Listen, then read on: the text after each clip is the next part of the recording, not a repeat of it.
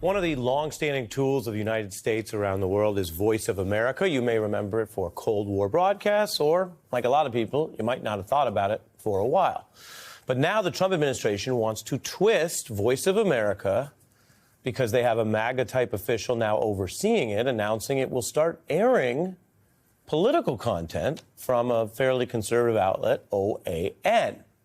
Now, again, that's a huge shift for a broadcaster that was founded all the way back in the Cold War era, not to pick sides in America's domestic political disputes, right, running this or that program, but rather to put forward a pro-democracy and pro-Western American kind of view to counter what was then seen as the threat of communist propaganda around the world, including east of the Iron Curtain and in places that were hard to reach.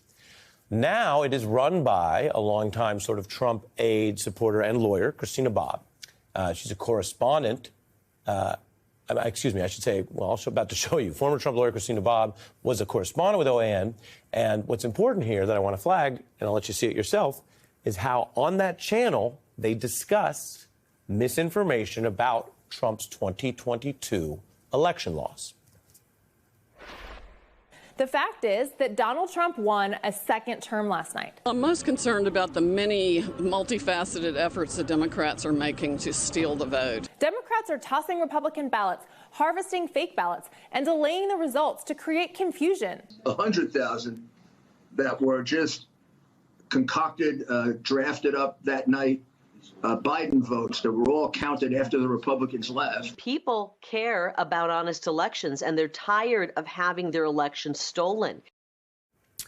That may have endeared the channel to the Trump administration, but it's raised all kinds of questions and problems. We can tell you now, Voice of America reporters battling the Trump administration over whether this is even legal, fighting an executive order that they view as essentially dismantling the outlet and its heritage. I'm joined now by Steve Herman, Chief National Correspondent at Voice of America and spokesman for one of the plaintiffs in the suit, so we want people to know where you're coming from. I mentioned the history. We can't do it all justice for decades, but people do remember Voice of America in that realm, and not so much as a way that any administration would do political programming domestically. What's your view of this most recent news? This is very disturbing. This would violate the law. We have a firewall which prevents interference from any other government agency into Voice of America programming. It also would violate the Charter, which says we have to present a fair and balanced view of the United States, American thought and institution. OAN obviously doesn't do that. And I would say also, Ari, no offense, if someone came along and said, VOA should only air MSNBC programming, we would object to that as well. Right. So, I'll jump in. I mean, whatever equivalencies people want to make about all the different programs out there, because there are a lot of other reputable outlets that would say OAN is not very comparable to MSNBC, for example, when it comes to accurately covering elections. Your point being, this has never been a place to just push certain chosen political programming. And now that's what they want. How does that conflict with, you mentioned the Charter, how does that conflict with what Voice of America is supposed to do?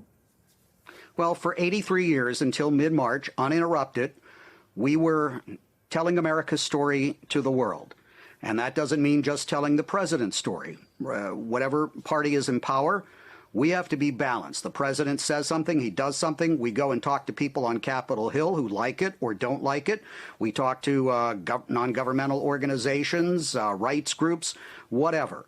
That's the way it's always been done, and that's the way it has to continue to be done. And that's why we're in court fighting all of this.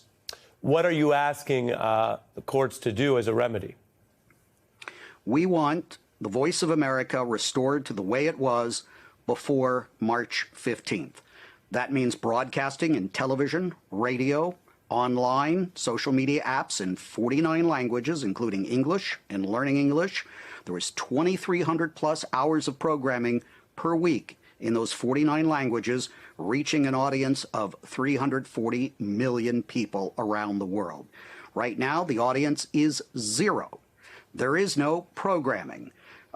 Perhaps they want to return VOA to what they consider to be a statutory minimum. We're not exactly sure what that is, and maybe have a tiny bit of programming or put something on the web in a few languages. That's not going to be acceptable, and that's not what two federal judges have determined so far should be what the U.S. Agency for Global Media is doing with VOA.